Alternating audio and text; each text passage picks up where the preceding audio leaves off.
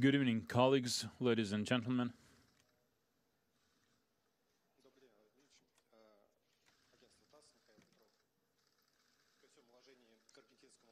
В двадцатке. У меня все же вопрос по российско-американским отношениям. G20, of course, is very important, but I have a question about Russia-US relations, and about your meeting with President Trump that didn't happen. Why do you think he did that? And how can we develop a dialogue with the United States under such conditions? I don't think he's afraid of anything. He's an adult. Не соответствует действительности, это уже точно. Ну, а что касается срывов этих предварительных договоренностей, то прежде всего хотел бы сказать, что по сути инициатива-то изначально исходила от американской стороны. It was actually a U.S. initiative. Встречу снесли в Париже, не желая. We canceled that meeting in Paris because we didn't want to interfere with the planned schedule of events related to World War I. We did not want to create any problems for the hosts because they had 90 leaders, heads of state and heads of government, so we decided to meet in Buenos Aires instead, but unfortunately we we encountered with this provocation in the Black Sea. So I guess it was because of that the United States decided not to have this meeting. Still, we had, well, you know, people talk to each other, so I got a chance to talk very briefly to President Trump. I answered his questions related to this incident in the Black Sea. He has his position on these issues and problems. I have my position, so we remain committed to our positions, but I let him know what we think about this incident. It's a shame that we are unable to have a full-fledged meeting, because I think it's long overdue. This has to do with the matters of strategic stability, especially after President Trump announced American plan to withdraw from the INF treaty, and then the New START treaty will soon expire, and this has to do with the strategic nuclear forces. And even before that, we talked about the need to restore our legal and economic cooperation, our cooperation in some hot spots like Syria, Afghanistan, North Korea. This is also a big problem for everybody. On all these matters, we need a dialogue, and it's not just us alone who are interested in that. Many countries, including the United States, are interested in the same. So I hope that this meeting will happen sooner or later. It will happen when the United States will be ready for that. Next question, please.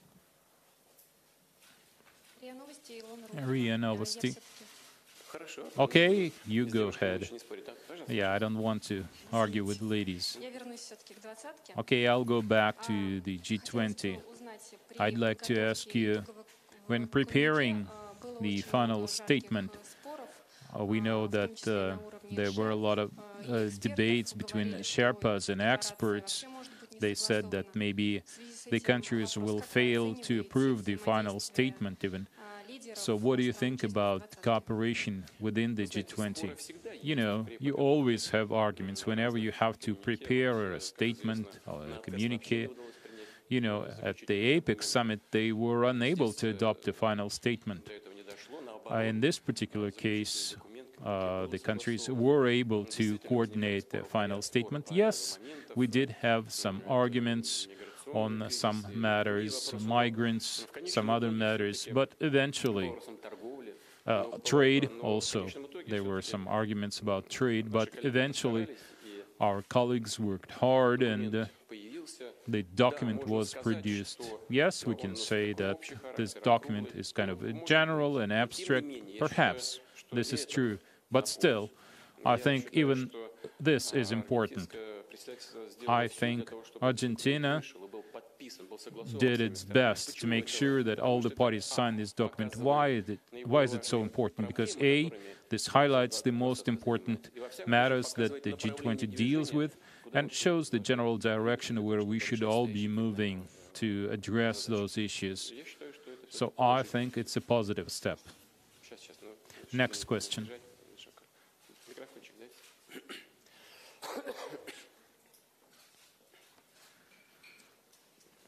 Steve Rosenberg, BBC News. Mr. President, Britain's new army chief says that your country poses a greater threat to British national security than Islamist extremist groups. Do you agree? And how concerned are you that Russia has acquired such a reputation?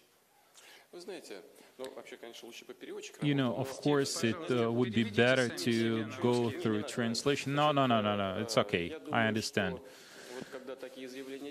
So when they make such statements and they compare us to other people, when they put Russia next to terrorist groups and so on,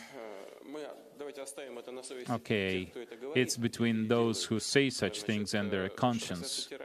Now, as regards terrorists, I guess Russia, more than any other country, made an important contribution to fighting terrorism, and such statements are usually stemming from politicians who want to demonstrate to their voters how tough they are. But they only do this for the sake of scoring some additional political points within their country. The UK is an important partner of Russia. We hope that one day, and I hope this will happen soon, I hope we'll be able to overcome the difficulties that we have in our relations and achieve a positive trend in our cooperation, which would serve the interests of both Russia and the UK. Next question. NTV. Mr. President, you had a meeting with Angela Merkel and Emmanuel Macron yesterday, so I guess you talked about the incident in the Kerch Strait. Were you able to convince your counterparts that this was a provocation on Ukraine's part? How did they respond? Well, they were calm. I don't know if I was able to convince them. You should ask them about that. But we presented our position, and it's not just our position. We presented step by step how the events unfolded. We presented the timeline. And how can you object to that if the log of the ship says clearly that these vessels were to penetrate our territorial waters in a secret way and go through the Kerch Strait secretly? What is this? This is a well-planned provocation.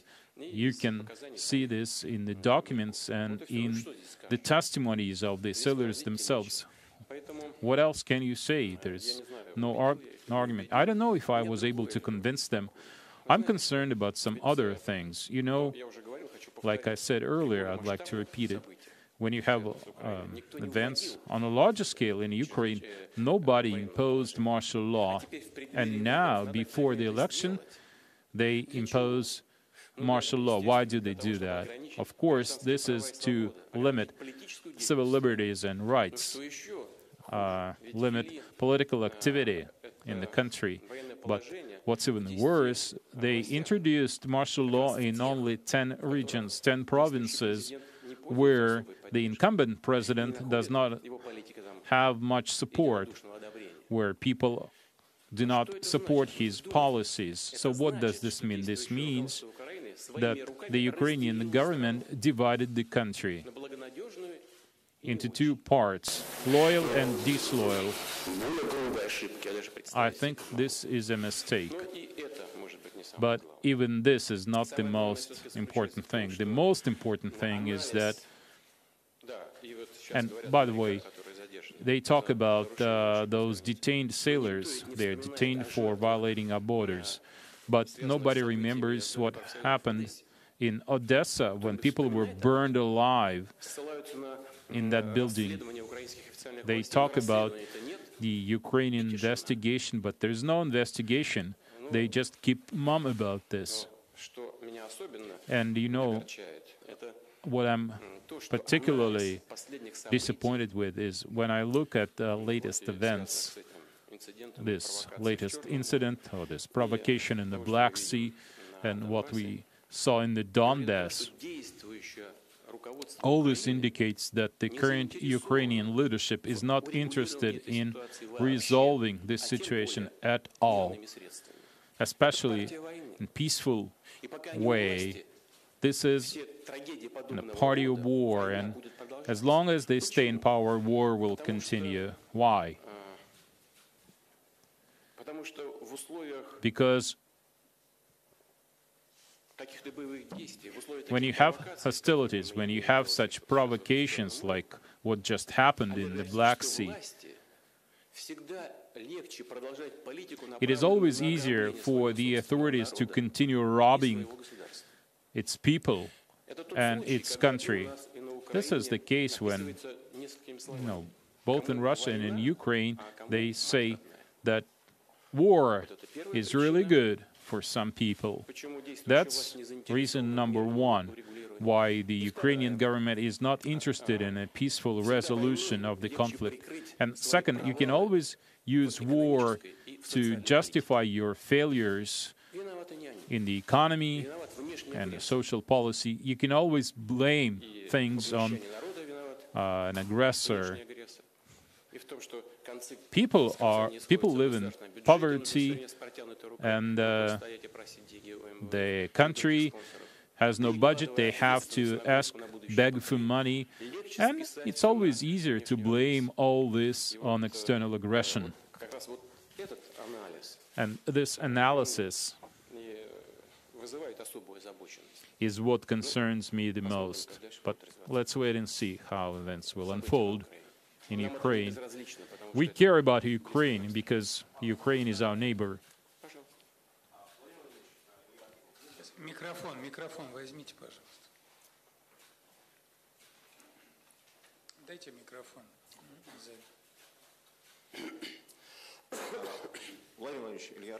Mr. President, Bloomberg, Ilya Arkhipov, you met with the Crown Prince of Saudi Arabia. I have several questions. First of all, were you able to coordinate joint position on the OPEC Plus deal? Are you going to further reduce oil production if the current prices for oil continue? Did you talk about the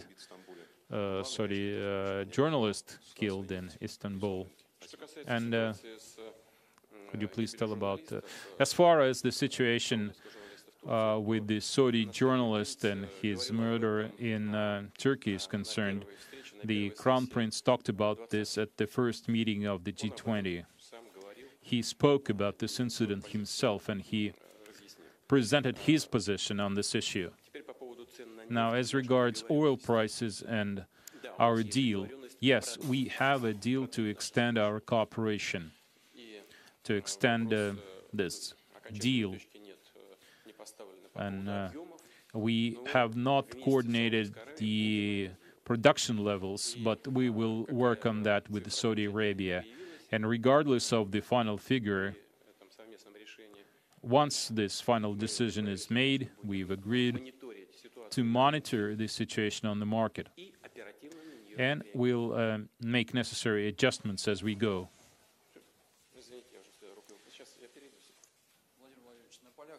Mr. President, you met with Shinzo Abe and President Erdogan on the margins of the G20, even though you met with them just recently. Why do you have to meet with them so often? Why is it so important? And my second question, very briefly, your car, ours, a Russian car, this is the first time that it traveled so far. That's the first time it's in South America, and people were really interested. People were taking pictures with your car next to the hotel. You've been riding in this car for a few months, and you even drove it. Do you like this car? Well, I didn't drive the limousine. I drove a smaller car, but it's a really good car. I like it, and it's not just me. Some of our Arab friends liked it too, and they said they want to buy this car for themselves. So I think We'll arrange that. I don't think it's a problem. It's a capsule car, it's well made, and it's very comfortable. Now, you asked about the frequency of my contacts with my colleagues. It's because we do a lot of work together with Japan, especially since we decided to go back to the 1956 declaration, as we announced after our meeting in Singapore. And now we talked about the need to set up additional mechanisms for interaction, about the need to increase the level of confidence on both sides, to expand our humanitarian contacts and our economic ties. That's what we talked about, and that's why we need such meetings. Also, we've agreed with the Prime Minister that he will visit Russia early next year.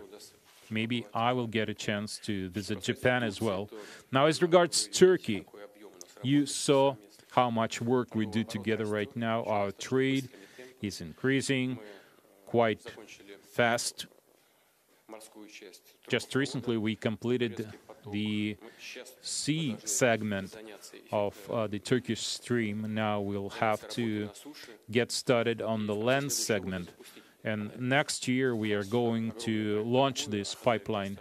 We also have another major project, Akuyu, the nuclear power plant.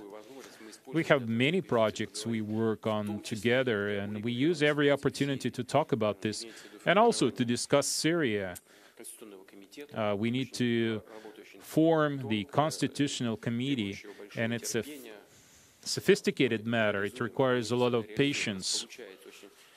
And we do this work very carefully. We proceed very carefully based on the agreements we made in Istanbul. But we have to take the position of our Arab colleagues into consideration. Of course, we can't proceed without the input of Damascus. So it's a complicated matter. It's a multi-dimensional work, and it requires a lot of consultations. And of course, we are also concerned about the situation in Idlib. We see that our Turkish partners are not able to cope with this situation entirely, but they keep working to set up this demilitarized zone. So we hope that our special forces and our defense ministry will soon resolve this situation.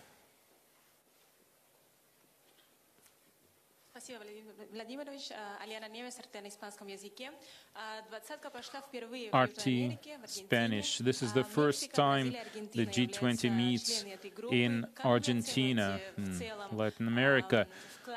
What do you think about the contribution of Latin American countries in global affairs?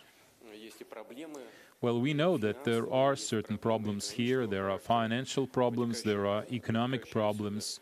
And because of that, you have social issues in Latin American countries. Still, we think that developing markets like Brazil, Argentina have bright future. It's obvious they have a vast potential.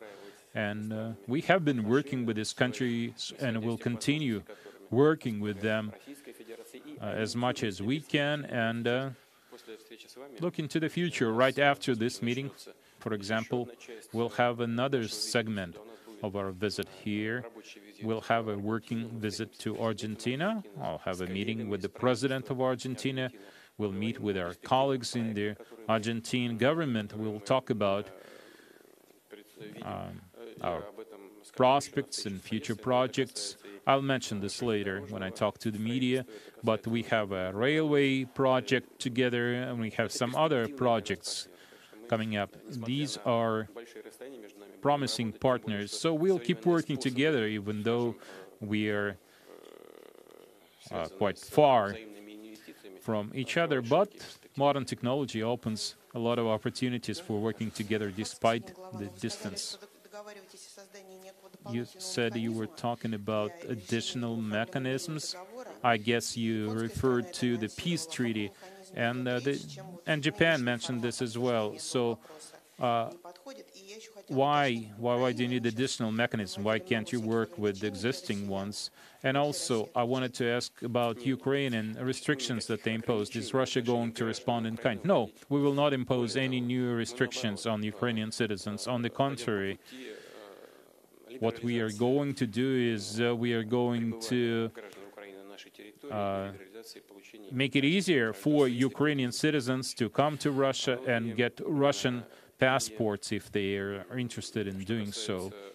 And as regards these new mechanisms with Japan, we agreed that Russia will appoint a special envoy for talks with Japan. Japan will appoint its special envoy, and then we'll ask our foreign ministers to be in charge of this work directly, but we'll let you know about these details later. Russia TV, are you considering exchanging 24 captured Ukrainian sailors for Russian citizens currently detained in Ukraine? Have you received any such offers? Do we have any contacts with Ukraine at a technical level, maybe? Because President Poroshenko said recently that after this incident in the Kerch Strait, he called you and you refused to talk to him. And now they're going to withdraw from the Azov Treaty. So what is going to happen? Well, our experts keep talking, and I hope this will continue. As regards contacts at the top level, I do not refuse to have those. I did not talk to President Poroshenko on the phone, but this does not mean that we are not going to talk to him at all, even though it's hard to talk because I don't know what to talk to him about, because they never deliver on their provinces. For example, we've agreed a year ago or more, I think it was the village of Lugansk, we agreed on a ceasefire to pull back forces. I think the OSCE issued 50 statements saying that conditions for pulling back troops are there. They had a requirement 7 days, no clashes. But Ukrainians say, no, we're still here. There was some shooting. And then the whole process stalls. So I don't know how. What is there to talk about? So let's wait and see how the situation will unfold. But whatever happens, of course, we'll stay in touch. Sailors. No, we're not considering a swap at this point, and the Ukraine did not raise this issue, and it's too early to talk about that. They're still being investigated. We need to establish the fact that this was a provocation by the Ukrainian government, and we need to put all these things on paper. This has to be legal. I mentioned the log of the ship, and I think it's been even published.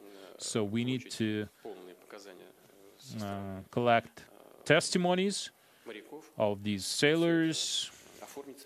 All this has to be put on paper, and then we'll have to see. Channel 1,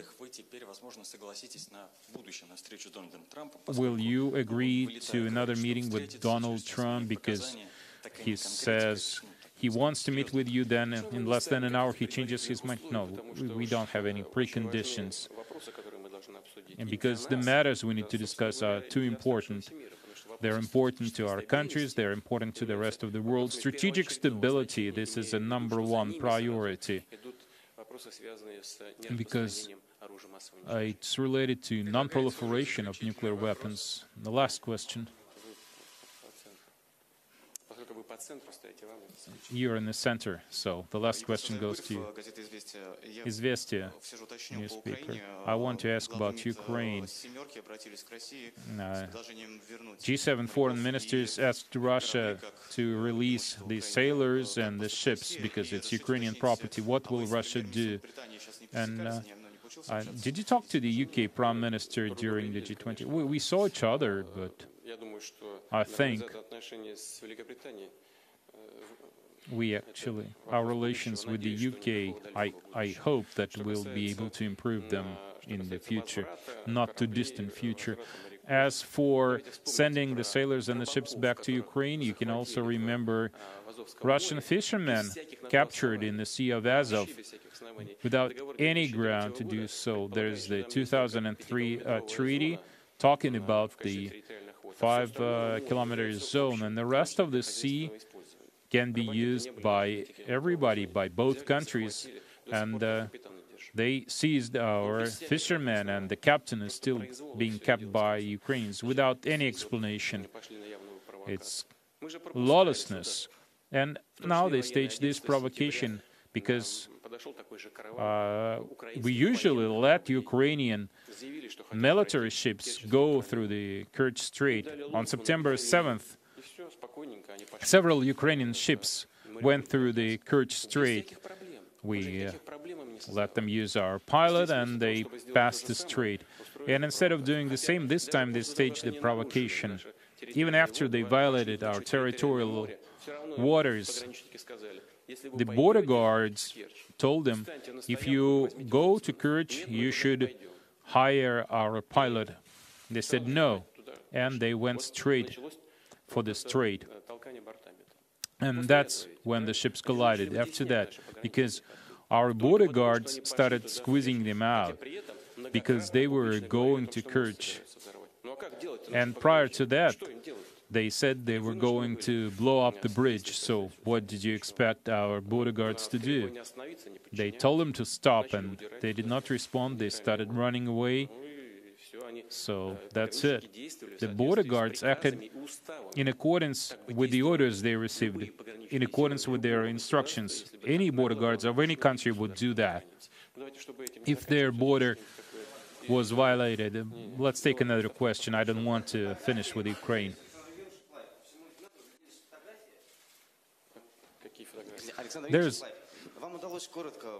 You were able to talk briefly to Trump, but on the internet there's a photograph of you sitting next to Melania eating dinner. No. Was this Photoshop? No, I guess it was Photoshop, or maybe they took photographs from another event. I did not sit next to Melania. On the one hand, I had the president of South Korea, and on the other hand, I had the First Lady of China. No, those pictures were from Hamburg, from the previous G20 summit. At dinner, we talked, and the wife of the U.S. president was sitting nearby. Okay, let's take an economic question. The G20 is about the economy, and it's supposed to remove trade barriers, protectionism, fight recession in the global economy, the WTO. So we've been following the G20, and it feels weird. No breakthroughs, no nothing. So this is another summit by the G20, and it feels the same way.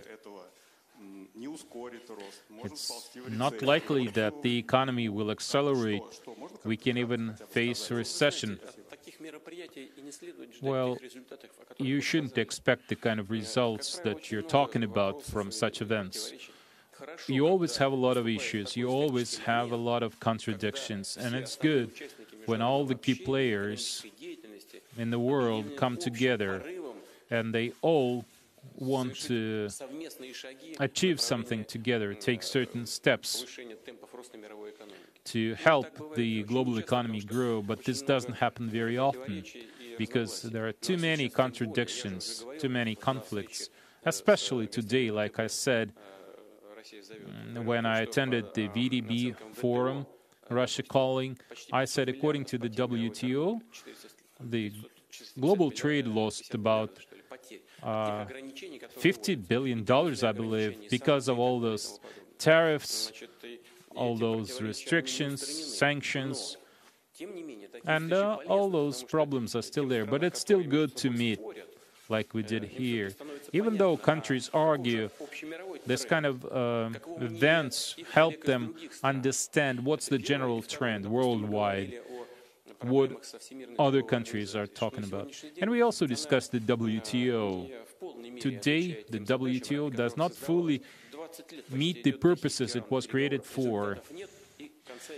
The negotiations have been going on for many years, and we still see no progress. But now that Japan is presiding in the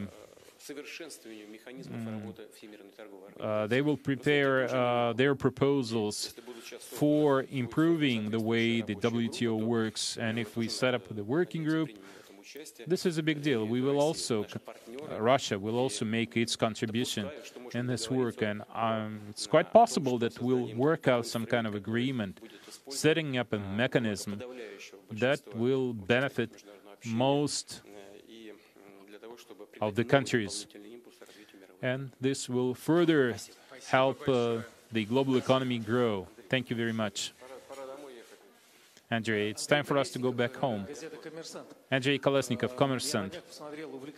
Just recently, I watched a U.S. movie. Okay, tell us about the film.